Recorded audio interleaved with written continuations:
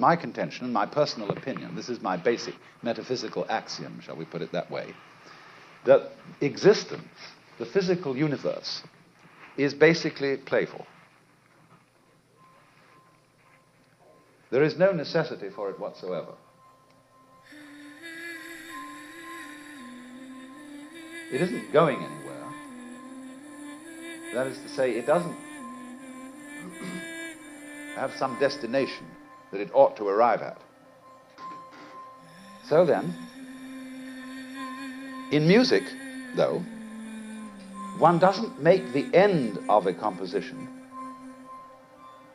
the point of the composition. If that were so, the best conductors would be those who played fastest. And there would be composers who wrote only finales. People go to a concert just to hear one crashing chord, because that's the end. Same way in dancing. You don't aim at a particular spot in the room. That's where you should arrive. The whole point of the dancing is the dance. Now, but we don't see that as something brought by our education into our everyday conduct.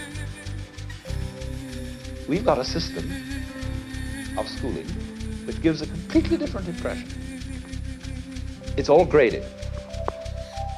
And what we do is we put the child into the corridor of this grade system with a kind of, come on, kitty, kitty, kitty.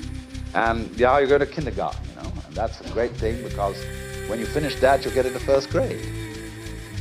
And then, come on, first grade leads to second grade, and so on, and then you get out of grade school, you go to high school, and it's revving up, the thing is coming. Then you're going to go to college, and by Jove, then you get into graduate school, and when you're through with graduate school, you go out to join the world. And then you get into some racket where you're selling insurance, and they've got that quota to make, and you're going to make that, and all the time, this thing is coming. It's coming, that great thing, the success you're working for. Then when you wake up one day about 40 years old, you say, my God, I've arrived. I'm there. And you don't feel very different from what you always felt. And there's a slight letdown because you feel there's a hoax. And there was a hoax, a dreadful hoax. They made you miss everything by expectation. Look at the people who live to retire and put those savings away. And then when they're 65, they don't have any energy left, they're more or less impotent, and they go and rot in an old people's, senior citizens' community. Because we've simply cheated ourselves the whole way down the line. We thought of life by analogy with a journey, with a pilgrimage, which had a serious purpose at the end, and the thing was to get to that end.